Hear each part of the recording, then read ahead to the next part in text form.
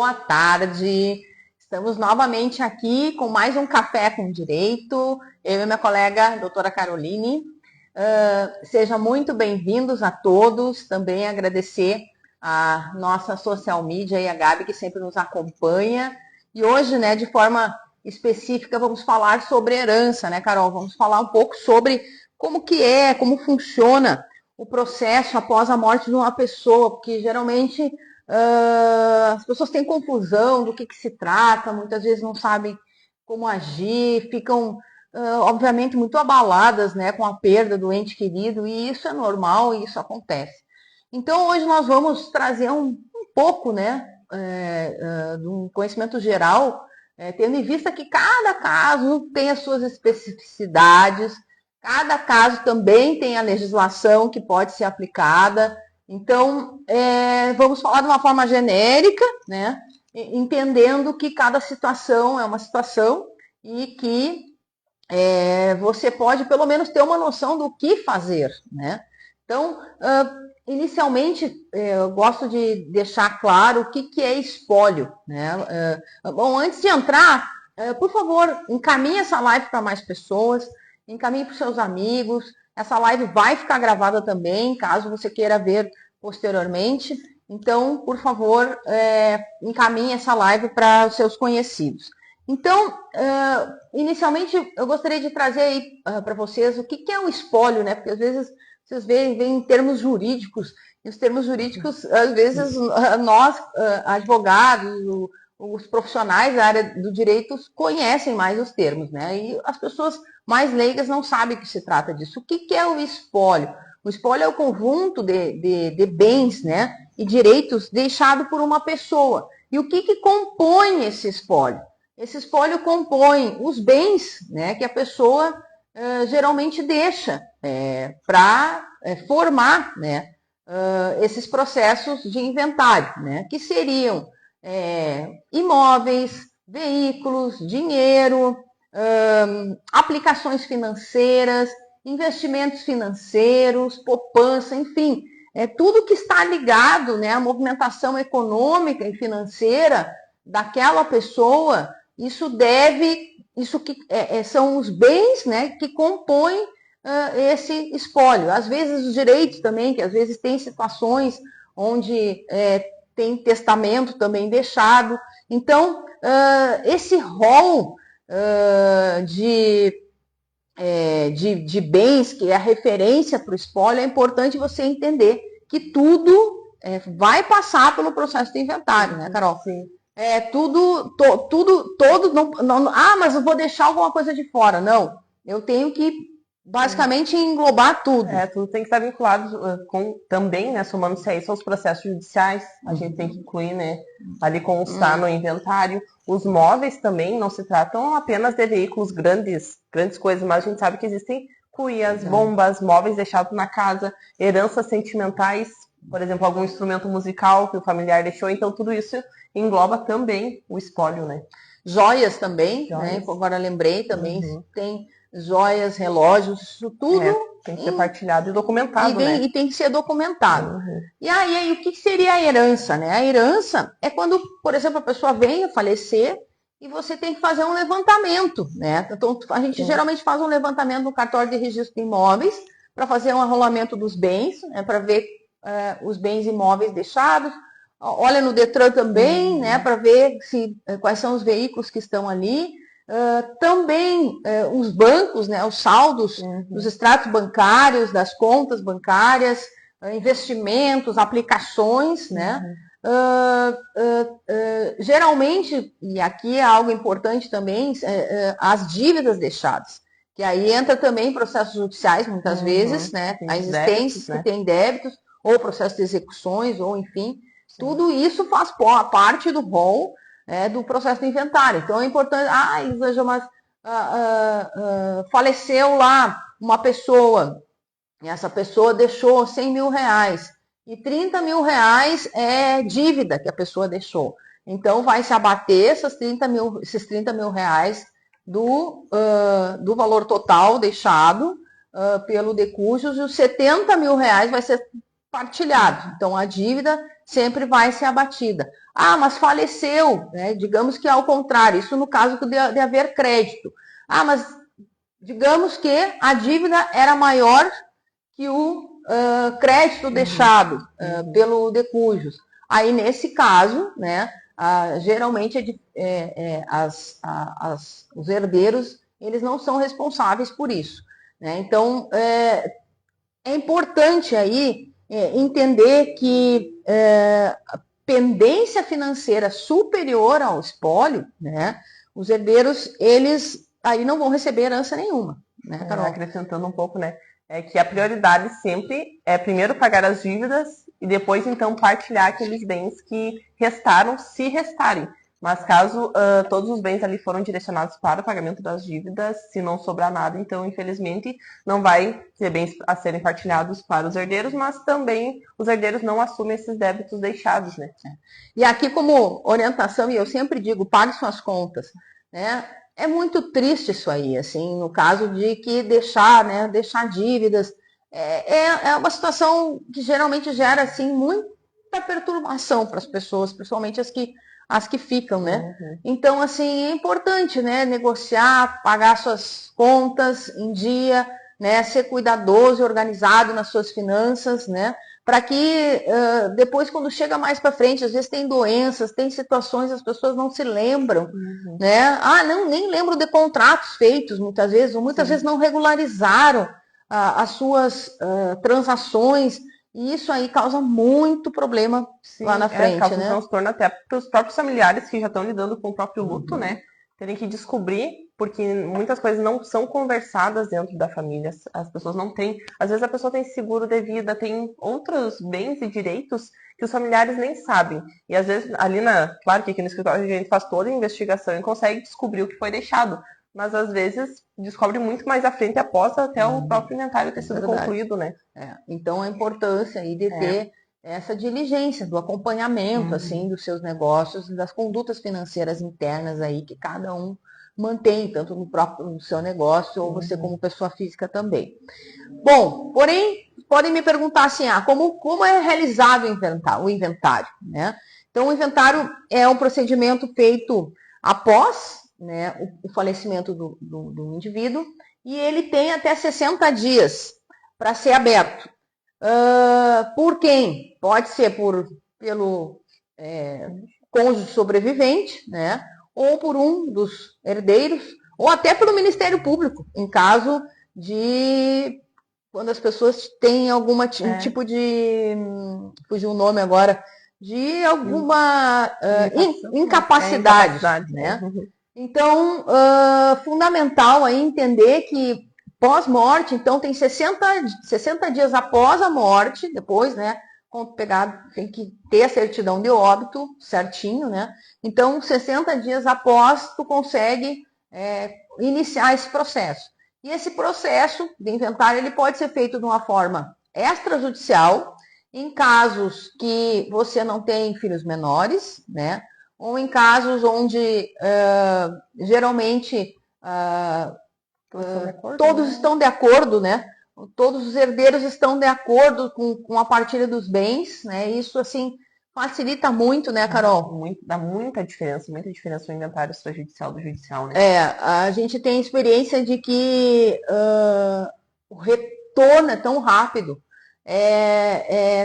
assim, algo de que conforme for, né, claro, a relação de bens, mas é algo que é menos da metade do que o inventário judicial, né? De tempo a ser realizado. Nós tivemos um há pouco aqui, que eu acho que foi um mês concluído. No registro de imóveis. No registro de imóveis. Inclusive. Uhum. Então, assim, mas importante salientar que é necessário a presença do advogado. Você não pode fazer um inventário extrajudicial sozinho. É dever de levar um advogado junto e fazer todo esse procedimento.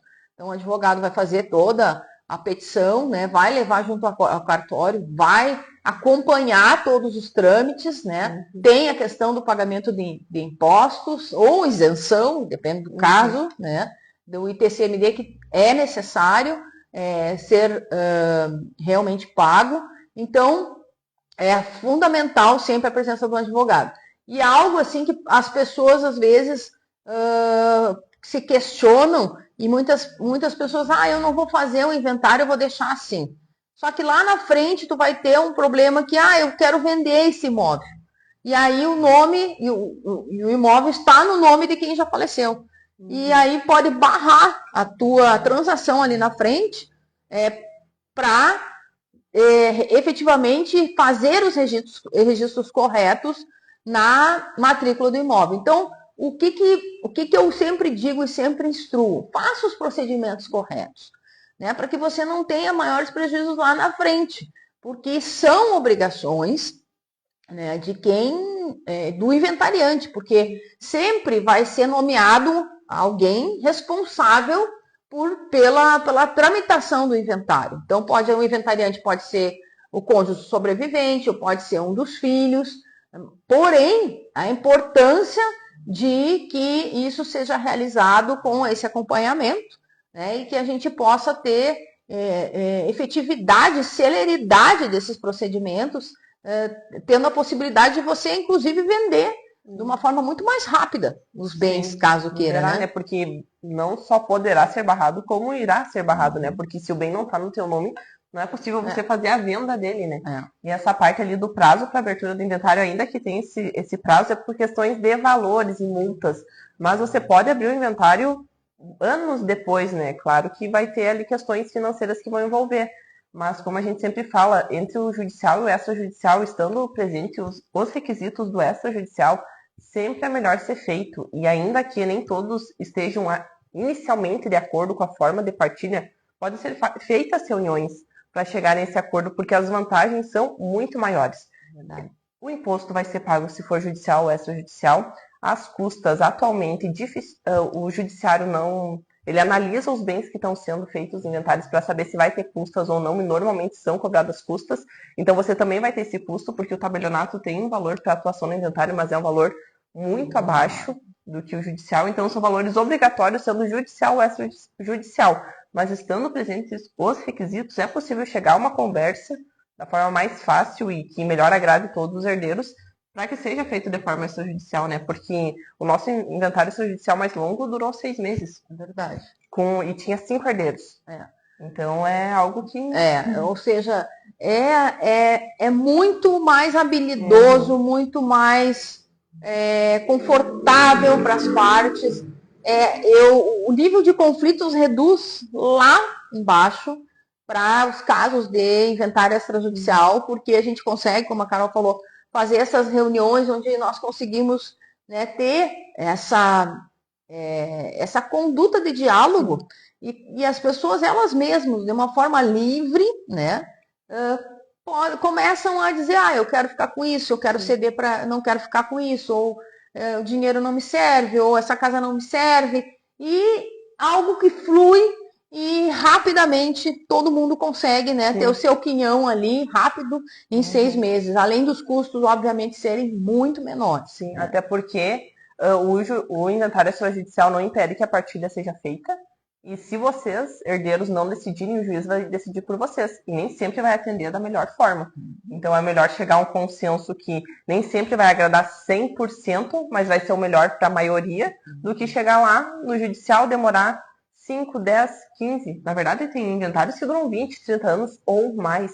Então, às vezes, até os próprios herdeiros que ficam brigando entre si, muitos deles falecem e nem têm acesso aos bens e ficam nessa discussão. Então, se vocês não decidirem a forma que o bem vai ser partilhado, o juiz vai decidir por vocês da forma que ele vê que seja o melhor, e não talvez que os próprios herdeiros considerem, né? E no inventário, bom, isso nós estamos falando do extrajudicial, então dos benefícios, né, da celeridade, do custo reduzido, né, de você ter a disponibilidade dos bens mais rápido, então só tem vantagens em fazer o inventário extrajudicial.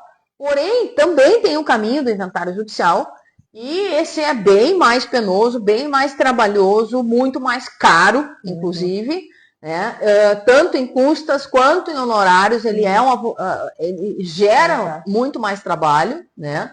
E muito mais conflito também. Porque conforme for o número de herdeiros, são mais advogados representando, e muitas vezes os advogados têm interpretações diferentes. podem barrar os processos com recurso, às vezes até encabidos, só para realmente protelar, gerar procrastinação, né? Que mais? Também pode acontecer de um herdeiro falecer. E aí é outra situação, aí vai ter que vir, suspende, entra o outro inventário habilita. Então, assim, é muito mais trabalhoso, muito mais dispendioso, né? Porém, se você tem filho menor, não tem outra saída, né? Ou incapaz, né? Ou incapaz, ou alguém com interdição, então sempre será no judicial. E você, eu tenho filho menor, ou eu tenho alguém incapaz, eu não posso fazer de forma extrajudicial. E o judicial também nada impede que os herdeiros cheguem a um acordo. Claro que a gente sempre fala ali, porque acaba que, pela demanda do judiciário, as próprias movimentações do próprio juiz são mais demoradas. O tabelionato ele tem uma celeridade muito maior na movimentação do inventário. Mas ingressando judicialmente, nada impede que sejam feitas reuniões entre advogados com os clientes para se chegar a um consenso e resolver da forma mais rápida possível esse inventário. É verdade. Então, assim, a importância de ter bom senso, né? Eu acho que hoje, assim, né, a gente tem que sempre colocar na balança o que vale mais, né? Realmente eu ficar anos numa briga judicial, onde a gente sabe que isso vai se protelar e aumentar os custos, né? Ou eu ter um bom senso, né? E realmente poder negociar, né? E fazer lados concessões, outros não, né? E isso é importante ter essa visão aí para poder ter um andamento que beneficie as partes, né? Que não fique gerando mais conflito entre as partes. Que isso isso já é tão arcaico, isso é antigo, né? O advogado com a visão de resultado de vida, e resultado, eu falo resultado de negócios, resultado financeiro, resultado realmente de que as pessoas avancem suas vidas, porque a gente sabe que a perda de um ente não é fácil, porém as pessoas precisam avançar nas suas vidas. E para isso, a gente precisa ter uma visão, né, de realmente colaborar para que as pessoas possam avançar suas vidas e não ficar emperrado ali, vivendo aquela situação por anos, muitas vezes causando muita dor, sofrimento, e que isso aí causa um desgaste emocional enorme na vida de todos os envolvidos. Então, algo também importante para trazer aqui para nós finalizarmos, né, que é como que é feita a partilha de bens, né? Isso também algo, se nós tivéssemos que falar sobre a partilha, sobre cada regime de casamento estabelecido, daria uma live para cada situação. Então, de uma forma geral, né, a gente coloca aqui que a partilha de bens, obviamente, se a pessoa não tenha deixado um testamento, né? Porque às vezes a pessoa deixa, aí tem que fazer um procedimento específico para a questão do testamento. Mas no caso, quando, por exemplo, a pessoa deixa o patrimônio, né? E